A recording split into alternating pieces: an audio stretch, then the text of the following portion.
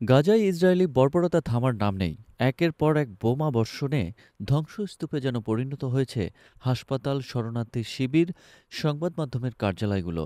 তবে দখলদারদের ভয় উপেক্ষা করেও গাজার সাংবাদিকেরা খবর পৌঁছে দিচ্ছেন বিশ্ববাসীর কাছে।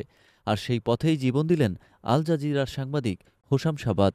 সোমবার ২৫শে মার্চ গাজার উত্তরের শহর বেইত লাহিয়ায় ইসরায়েলি হামলায় প্রাণ হারান তিনি। তার সঙ্গে নিহত হন আরও এক গণমাধ্যম কর্মী।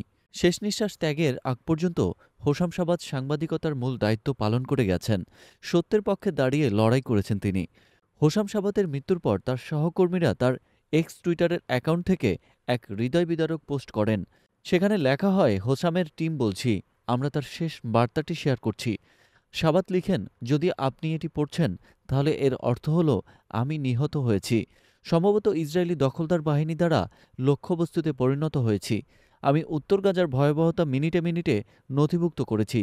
তারা যে সত্যকে কবর দেওয়ার চেষ্টা করেছিল তা বিশ্বকে দেখানোর জন্য দৃঢ় প্রতিজ্ঞ। আমি ফুটপাতে, স্কুলের তাঁবুতে, যেখানেই পারি ঘুমিয়েছি। প্রতিটি দিন ছিল বেঁচে থাকার লড়াই। আমি মাসের পর মাস ক্ষুধা সহ্য করেছি।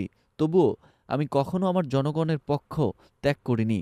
আল্লাহর কসম, একজন সাংবাদিক হিসেবে আমি আমার কর্তব্য পালন করেছি। সত্য প্রকাশের জন্য আমি আমার সবকিছু ঝুঁকির মুখে ফেলেছি। এখন অবশেষে আমি বিশ্রামে আছি। এমন বিশ্রাম যা আমি গত ১৮ মাসে করিনি। আমি সাংবাদিকতা করেছি কারণ আমি ফিলিস্তিনিদের স্বার্থে বিশ্বাস করি। আমি বিশ্বাস করি এই ভূমি আমাদের এবং এটিকে রক্ষা করতে, এর জনগণের সেবা করতে গিয়ে মৃত্যুবরণ করা আমার জীবনের সর্বোচ্চ সম্মান। আমি এখন তোমাদের কাছে অনুরোধ করছি, গাজা নিয়ে কথা বলা বন্ধ করো না। বিশ্বকে চোখ ফিরিয়ে নিতে দিও না।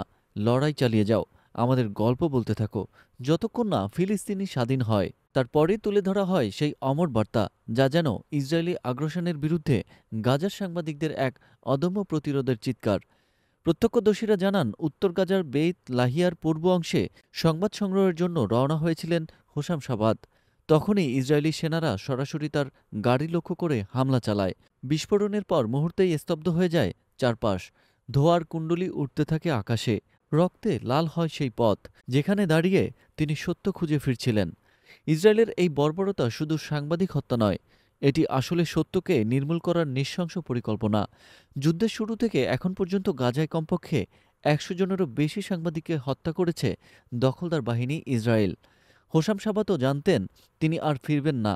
তবু তিনি কলম ছেড়ে পালাননি, ক্যামেরা নামিয়ে আত্মগোপন করেননি। শেষ মুহূর্ত পর্যন্ত খবর সংগ্রহ করেছেন তিনি। সংবাদকর্মীদের উৎসাহ দিয়ে গেছেন সবসময়।